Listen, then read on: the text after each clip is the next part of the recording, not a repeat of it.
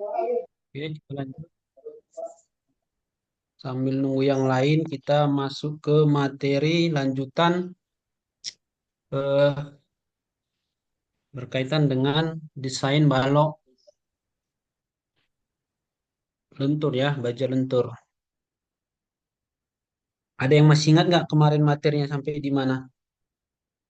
Jadi karena kebetulan saya megang 3 kelas ya, kelas non-reknya 2, ini satu, jadi agak bisa terlupa ya, yang kelas mana yang sampai di mana gitu ya.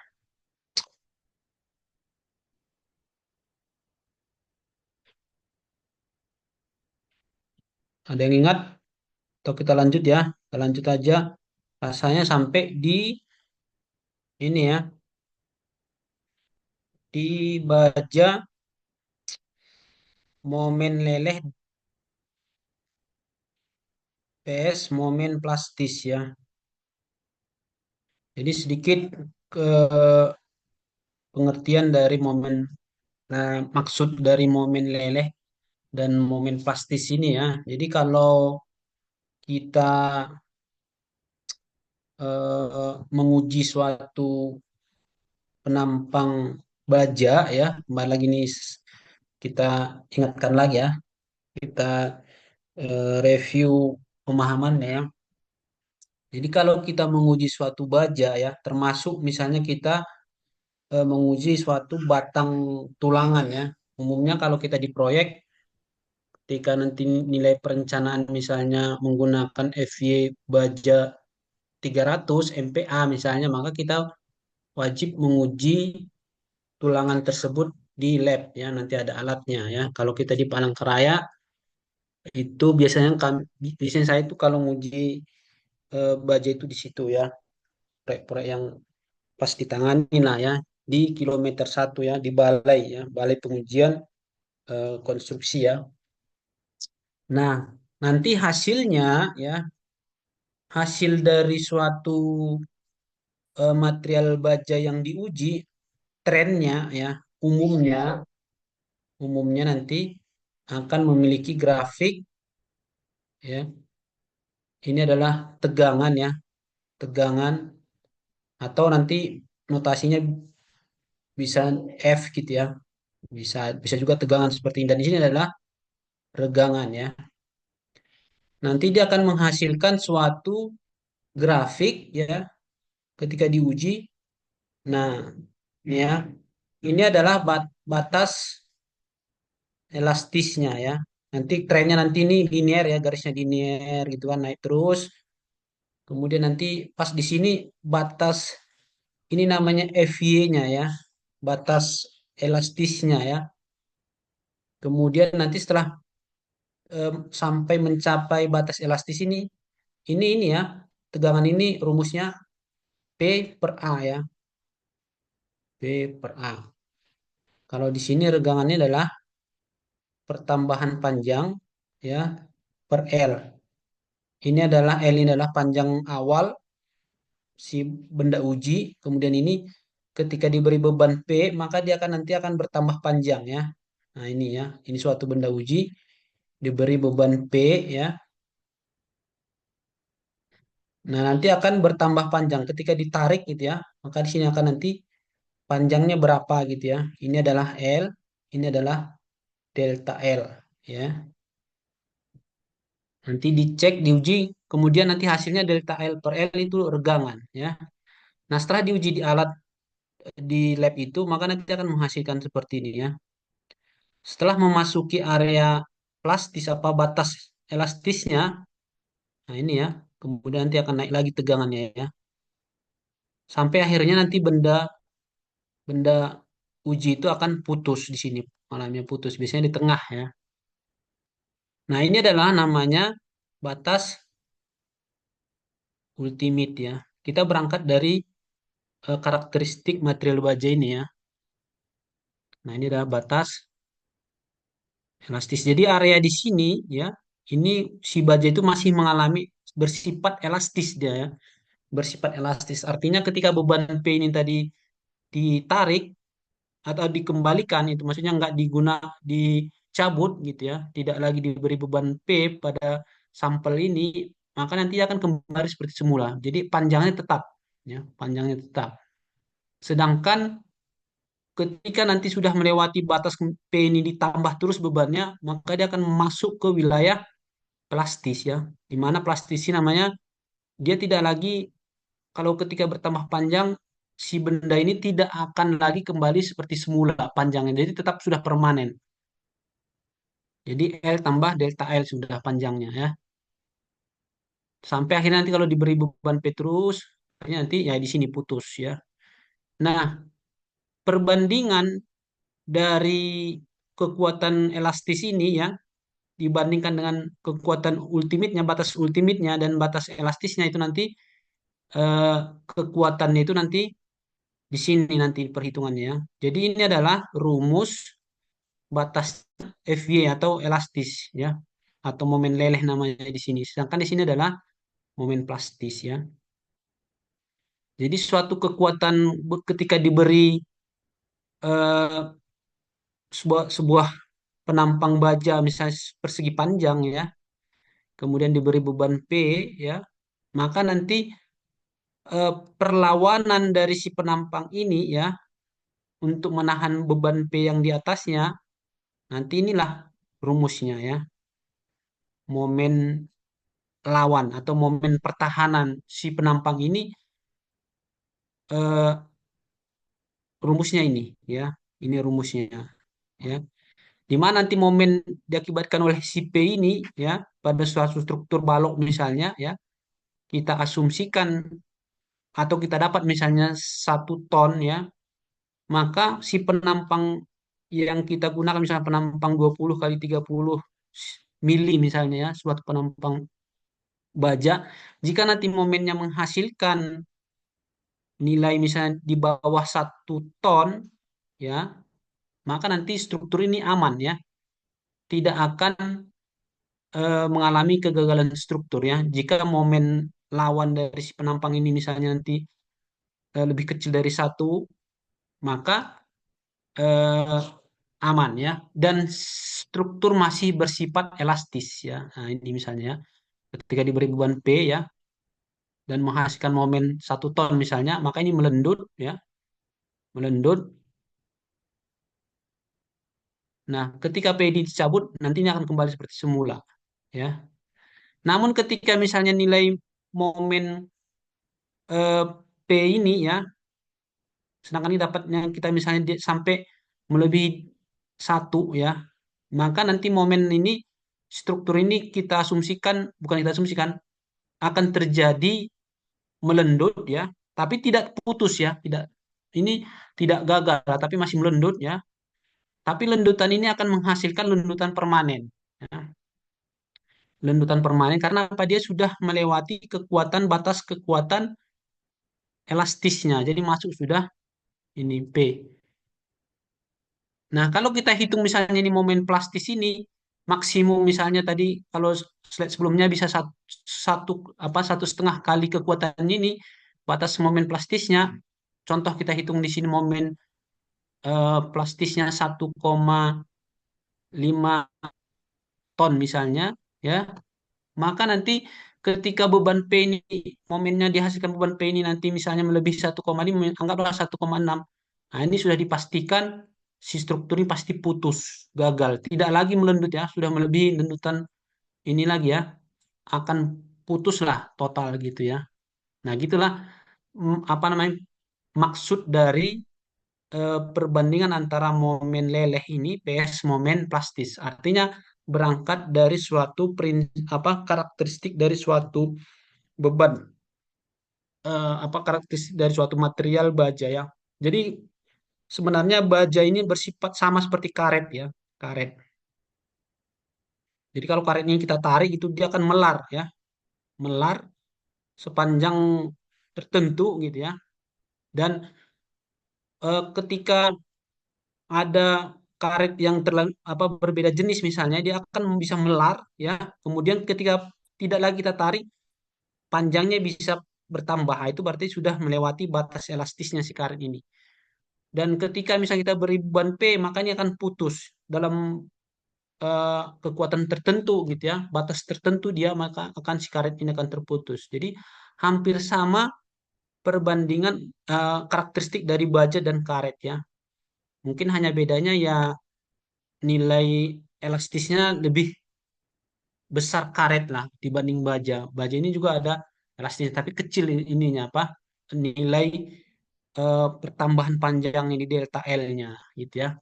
Sehingga nanti bisa kita eh, ambil kesimpulan gitu ya bahwa kekuatan si baja ini sebenarnya ada dua zona ya. Zona pertama adalah zona elastis dan zona plastis gitu ya. Tanya Pak, untuk apa sih kita membahas ini? Ini untuk bisa memprediksi gitu ya bahwa sebatas mana nanti desain kita itu, apakah nanti kita desain sampai batas elastis atau batas plastis gitu ya. Nah, sebenarnya kalau kita kaji dari SNI atau standar perencanaan yang ditetapkan oleh standar SNI kita gitu ya bahwa sebenarnya kita didesain itu hanya batas sampai plastis ya, elastis ya. Jadi kekuatan desain kita itu hanya tidak boleh melebihi nilai FY-nya ya. Makanya kadang kalau kita di proyek pastinya di situ disebutkan misalnya baja BJT sekian-sekian dengan nilai FY 300 misalnya. Maka nanti dasar kita merencanakan atau si perencana kemarin itu mendesain struktur bajanya apa material bajanya itu apa namanya batasnya adalah 300 MPa gitu ya. Karena itu dasar kita. Jadi batas kita adalah di sini ya. Nah, kenapa Pak kita tidak sampai melebihi apa masuk ke data plastis ini Pak? Kalau kita lihat kan kekuatannya sebenarnya makin bertambah kuat ini Pak. Kan sayang ini eh, kekuatan elastisnya 300 tapi sampai di sini 450 misalnya ya. Masih ada sayang sekali yang digunakan. Kita punya kendaraan, biasanya kan speedometernya di situ tertulis 185 km per jam. Nah, kan gitu. Tetapi di beberapa jalan kita tidak boleh melebihi misalnya kecepatan 120. Jadi artinya 80 itu tidak digunakan gitu ya. Karena apa? Nanti akan dikhawatirkan ketika nanti melebihi 120, maka nanti ya mungkin banyak eh, akan risk apa namanya? Rawan dengan kecelakaan lah misalnya gitu. Padahal sebenarnya kekuatan kemampuan si kendaraan itu masih bisa mencapai 185 eh, kilogram kilometer per jam. Nah, termasuk juga baja sama seperti dia. Kekuatannya si baja itu sebenarnya masih tinggi gitu ya, masih memiliki kekuatan di sini. Sedangkan di sini kita desain kita hanya sampai batas elastis gitu. Nah, kenapa kita menggunakan itu? Karena gini ya, banyak faktor. Pertama, bisa terjadi nanti pada struktur kita misalnya balok ya, balok di sini mengalami lendutan ya, dan dia bisa mencapai lendutan plastisnya dan ini nilainya pastinya nanti akan besar nilai lendutannya sehingga nanti dampaknya macam-macam ya ketika di bangunannya bisa misalnya kalau di lantai lantai akan terkelupas itu keramik-keramiknya akan lepas di bangunan lantai dua misalnya kalau kita pernah melihat ya ada bangunan-bangunan yang eh, sendirinya gitu ya lantai keramiknya pada lepas atau malah pecah-pecah gitu di bagian lantai dua itu apa karena terjadinya lendutan melebihi lendutan izinnya gitu ya sehingga merusak komponen lain pada bangunan termasuk di dinding ya kalau di dinding maka nanti akan terdapat retak-retak pada dinding misalnya retak rambut gitu karena apa karena terjadinya lendutan yang melebihi lendutan izinnya ya nah untuk mendapatkan nilai atau mencari seberapa besar kekuatan tahanan penampang ya ketika dia nanti memikul beban si nilai P pada struktur ini ya maka rumusnya ini ya rumusnya ini adalah ini momen Y intinya momen leleh ya ini adalah kembali lagi kita memaknai sebuah momen yaitu momen itu adalah hasil kali antara gaya dan jarak.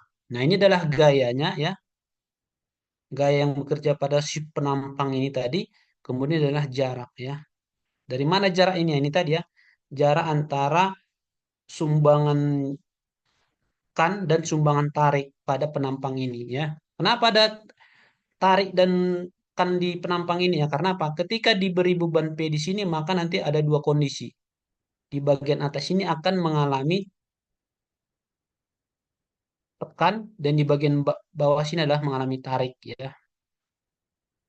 Nanti grafiknya sama segitiga ya, balance ya antara eh, kan dan tarik itu terjadi segitiga gitu ya, segitiga. Nah, kalau ini sering saya sampaikan kalau ini di beton, maka di bagian tertarik inilah kita memasang posisi tulangan ya. Karena apa? Tulangan di sini adalah kuat terhadap tarik, lemah terhadap tekan ya. Kebalikan dari material si beton ya. Makanya di posisi kita selalu menempatkan posisi tulangan pada beton itu selalu di bagian tarik ya. Nah, mestinya dia harus memahami yang mana area pada pada material beton itu gitu ya. Misalnya di struktur balok, daerah mana dia nanti mengalami tarik, yang mana daerah tekan ya dia harus memahami sehingga nanti jangan salah menempatkan posisi ya, posisi tulangan. Seringkali kita perhatikan itu kalau apalagi kan eh, kadang di beberapa proyek perencanaan itu karena di situ tertulis tenaga ahli gitu ya, tenaga ahlinya si A misalnya ya, si A. Kemudian draftman-nya si B gitu di dalam suatu proyek. Nah, yang menentukan desain itu kadang bukan si ahli tenaga ahlinya tapi draftman-nya. Kenapa draftman-nya? Dia menggambar sepengetahuan dia gitu ya. Posisi tulangan itu ya karena umumnya seperti ini akhirnya kadang ya dibuatnya seperti yang sesuai dengan ketahui dia gitu ya. Ya padahal idealnya eh, kita tidak boleh menempatkan tulangan itu pada yang keliru gitu. Walaupun nanti eh, ya tidak memberikan dampak istilahnya gitu kan sayang gitu ya. Bahwa ketika kita menempatkan suatu tulangan itu tidak tepat pada tempatnya, maka nanti akan mengalami atau rugilah gitu. Sayang ya. Begitu banyak batang ditanam di sana tapi tidak memberikan sumbangsih kekuatan pada struktur gitu ya. Jadi kembali lagi di sini adalah ketika kita menghitung kekuatan tahanan si penampang ini, apakah nanti si penampang ini nanti mengalami kegagalan struktur, putus atau melendut misalnya gitu ya, maka ya konsep perhitungannya di sini ya, ini rumusnya ya.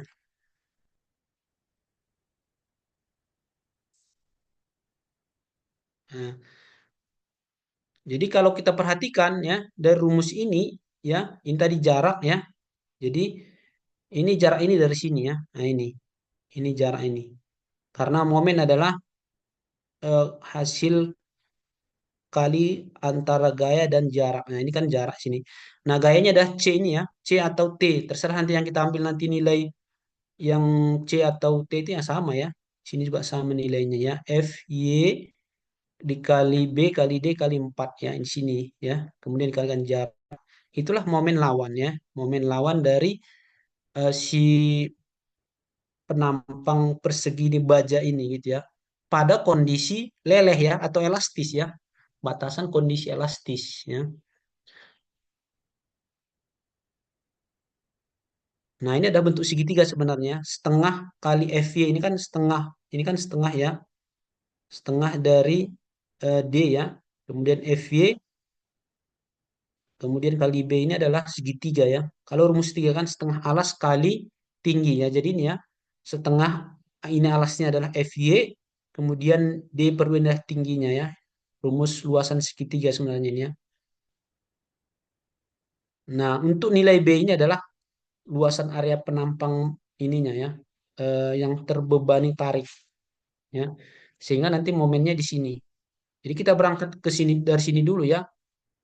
Rumus tahanan atau dia gaya lawan dari si penampang baja ya. Terlepas dia nanti si baja itu nanti bentuknya eh, apa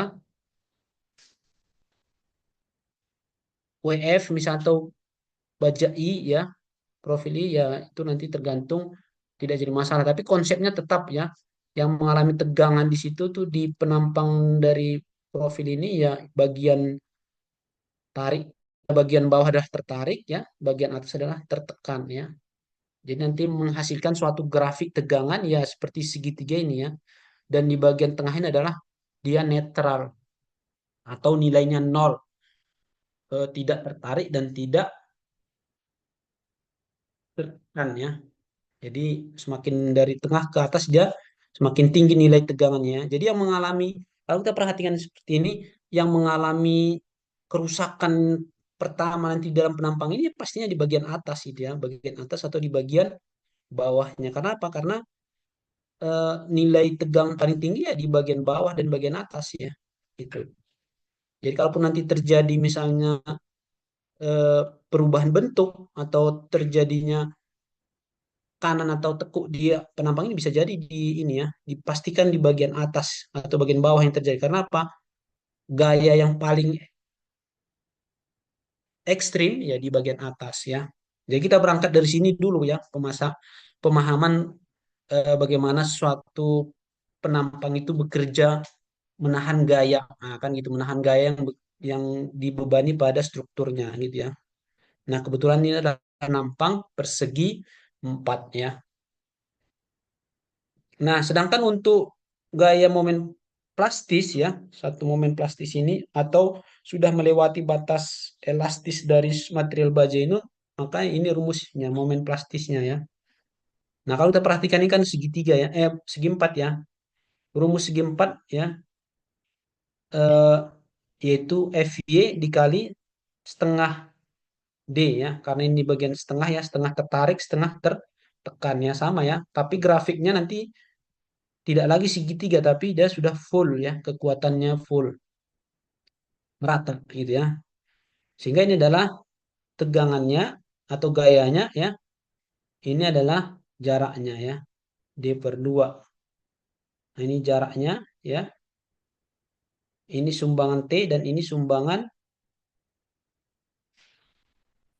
kan, ini tarik ya, sama ya, yang mana kita ambil juga sama ya, ibaratnya ini kenapa bisa sama nilai ini ya, ibarat tarik tambang ya, ada yang narik ke sini ya, ada yang narik ke sini ya.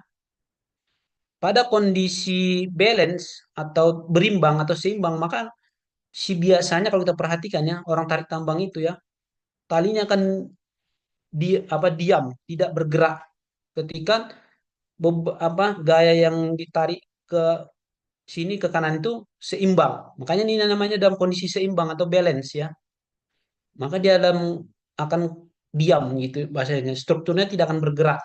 Berbeda ketika misalnya sedikit aja kekuatan misalnya ke arah PB ini, sini adalah PA misalnya ya. Lebih besar aja sedikit sini kan pelan-pelan akan bergeser ke atas ini gitu ya. Kalau kita perhatikan tadi tambangnya.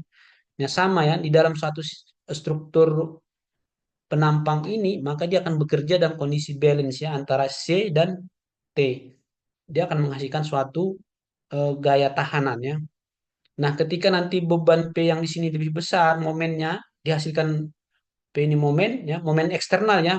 Bisa dipahami ya nanti ya bahwa apa itu momen eksternal, apa itu momen eksternal dan internal ya. Kalau momen internal berarti ini internal penampang ini melawan ya, melawan eh, strukturnya terhadap nilai P ini. Contohnya kalau kita berdiri, kemudian ada yang mendorong eh, kita dari misalnya tangannya ke dada kita gitu kan. Kalau dalam dalam kondisi diam ya, kita tidak bergerak berarti dorongan seseorang terhadap kita bisa kita lawan dengan badan kita bertahan itu. Nah, kekuatan dorong si orang itu dan kita menahan itu pastinya seimbang ya. Aksi reaksi dia harus sama. Kalau dia nanti lebih besar dorongan si yang mendorong berarti kita akan mundur ya, terdorong kita akan bergerak. Tapi kalau sebaliknya, kalau tahanan kita semakin kuat, maka nanti si yang mendorong itu malah kalah dia, terdorong kita. Jadi struktur itu ada prinsip-prinsip struktur seperti itu ya. Sehingga nanti ketika beban P ini nanti lebih besar dari beban tahanan ini, maka struktur akan gagal. Gitulah ininya ya. Eh, Prinsip kerja dari suatu struktur ya. Nah, mestinya kita harus memahami dulu sebelum kita masuk ke analisis hitung menghitung ya. Oke, ini agak sedikit ada contoh ya. Contoh untuk menghitung seberapa besar momen leleh dan momen plastis pada suatu penampang ya. Kebetulan soalnya di sini adalah penampang T ya. Jadi kalau misalnya nanti ada sebuah struktur ya, balok lah misalnya ya, balok sederhana ya. Di sini adalah tumpuan sendi dan sini adalah tumpuan roll misalnya ya. Kita menggunakan penampang balok T ya, balok T penampangnya ya. Kita pasang di struktur kita yang sepanjang inilah ya, balok T misalnya ya. Nah, ya, dengan dimensi penampang ini ya. Pertanyaannya, hitung momen leleh. Maksudnya momen leleh ini adalah berapa kekuatan tahanan si eh, penampang ini ya dalam kondisi masih elastis ya. Dan pertanyaan kedua adalah seberapa besar momen tahanan dalam kondisi plastis. Ini tadi elastis, ini plastis ya. Si penampang ini berapa kuatnya ya? Pertanyaan lagi kadang gini, eh, untuk apa sih kita hitung ini? Nah, ini untuk membandingkan nanti ya. Kalau kita sudah mengetahui kapasitas kita misalnya kan, ya maka tentu kita juga harus apa namanya mempertimbangkan nanti hal-hal yang berkaitan dengan kita karena kapasitas kita misalnya gini. Kita sudah tahu penghasilan kita misalnya 3 juta per bulan. Pastinya nanti pengeluaran kita juga bisa kita estimasi jangan sampai lebih dari 3 juta misalnya. Termasuk sama seperti struktur ya. Jadi fungsi kita menghitung struktur ini berapa sih kemampuan ini? Berarti jangan sekali-kali nanti kita memberikan beban pada balok ini atau jembatan ini gitu ya atau balok ini melebihi dari kapasitas ini tadi ya momen leleh ini gitu. Eh, Endingnya ke sana ya atau tujuannya ke sana ya untuk menghitung momen leleh ini yaitu untuk mengetahui seberapa besar nanti kekuatan yang mampu nanti dipikul gitu ya. Jadi tujuannya untuk membandingkan nantinya gitu ya. Itu untuk tahapan lanjutan ya. Tapi di sini adalah kita masih di tahapan awal ya. Kita bisa memahami eh, fungsi itu untuk apa gitu maksudnya yang kita hitung. Kadang di pembahasan di materi kita kadang kita disuruh minta ini, tapi kita tidak pahami nanti itu tujuannya untuk apa gitu ya. Bahkan nanti akan ditanya lagi aktual di lapangan seperti apa. Ya mestinya harus kita pahami ya antara desain kita di atas kertas juga kita bisa mengaktualkan di lapangan. Jadi tidak bisa kita hanya eh, membuat desain di atas kertas tapi si pihak pelaksana nanti tidak bisa membuat konsepnya seperti apa ya. Termasuk misalnya kayak di rangka kuda-kuda ya. Kita hitung rangka kuda-kuda ini selalu ini seringkali saya katakan ya, kita memasang konsep tulangan apa tumpuan sendi dan roll misalnya ya. Nah, nanti di lapangan benar-benar di struktur itu di atas bangunan kita, rangka atap kuda-kuda kita, bagaimana kita mengaktualkan di lapangan ini bersifat roll yang bisa bergerak misalnya ke kiri dan ke kanan dan ini tidak bisa bergerak stop di sini gitu, tidak bisa berpindah. Nah, ketika di atas kertas kita menulis apa menganalisis struktur seperti ini maka kita juga harus bisa mengaktualkannya di lapangan ya karena apa nanti ketika nanti berbeda antara desain kita jenis tumpuannya aja gitu ya maka nanti perilaku struktur pada konstruksi kuda-kuda ini ya akan berubah gitu ya yang tadinya kita menghitung si batang ini misalnya tarik ternyata jadi tekan karena perubahan dari sistem struktur ini gitu ya yang tadinya kita hitung akhirnya ya di situ yang terjadinya kadang kegagalan struktur ya. Karena apa? Karena konsep di dalam perencanaan dan di aktual itu tidak bisa diaktualkan atau tidak bisa diwujudkan gitu ya. Mestinya harus match gitu ya. Termasuk juga di mutu-mutunya, di metode pelaksanaannya itu harus semua di apa harus dikontrol lah itu harus dicek benar-benar apa sesuai dengan perencanaan atau tidak. Tujuannya yaitu untuk menghindari atau keselamatan daripada bangunan yang akan didesain atau dia akan dibangun seperti itu ya. Oke, itu untuk sekedar memahami aja ya maksudnya ya. Bagaimana kita atau tujuan kita ini tadi untuk apa gitu ya. Oke ya, di sini ada sebuah penampang baja dengan eh, dimensi seperti contoh inilah ya.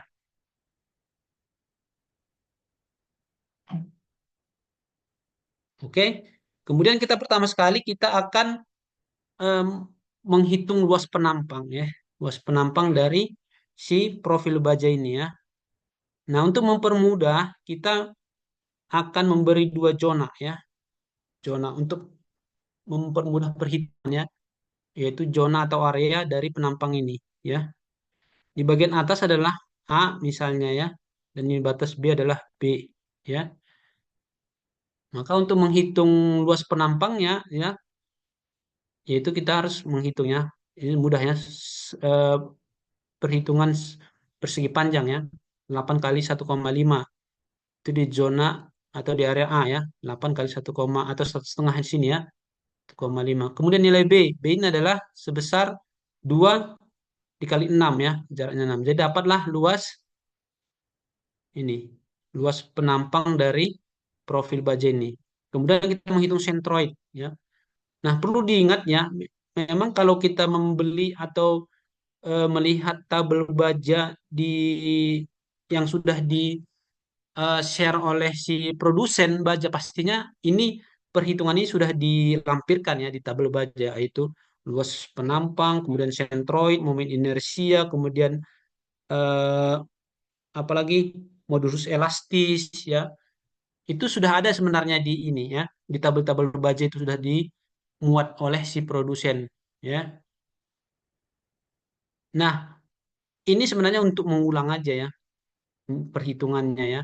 Tapi proses atau nilai-nilai yang sudah dilampirkan pada tabel-tabel budget tersebut ya proses perhitungannya seperti ini ya. Seperti yang kita hitung lakukan ini ya. Oke, menghitung titik ya, titik pusat penampang baja ini ya.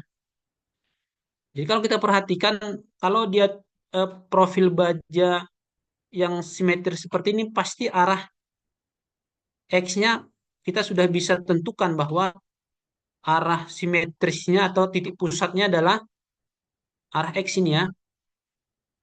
Itu pasti di tengah-tengah ini karena ini simetris ya posisinya balance at kiri. Tapi persoalannya adalah area Y ya. Maka titik pusat dari si profil ini kita harus hitung ya. Caranya seperti ini ya. Y titik pusatnya adalah jarak dari atas ya. Nah, untuk perhitungannya bisa kita hitung dari atas, bisa kita hitung dari bawah. Nah, kebetulan contoh ini kita hitung dari atas ya. Jadi ini dari sini jaraknya nol ya, dari sini. Nah, untuk menentukan titik pusatnya ini ya, maka kita harus menghitungnya tahapannya seperti ini ya. Yaitu zona A tadi ini adalah ini ya. Ini adalah luasannya, sedangkan ini adalah luasan titik pusatnya dari jarak atas ini nol ini ya. Jadi kalau dari bawah kita hitung berarti jarak dari 6 sampai ke sini ya. Titik pusat dari penampang. Sebenarnya ini sudah dibahas di mekanika bahan ya. Cara menghitung centroid, momen inersia, modulus elastis ya, modulus plastisnya nanti sebenarnya di mekanika bahan sudah dibahas. Tapi ini nggak apa-apa kita ulang lagi ya.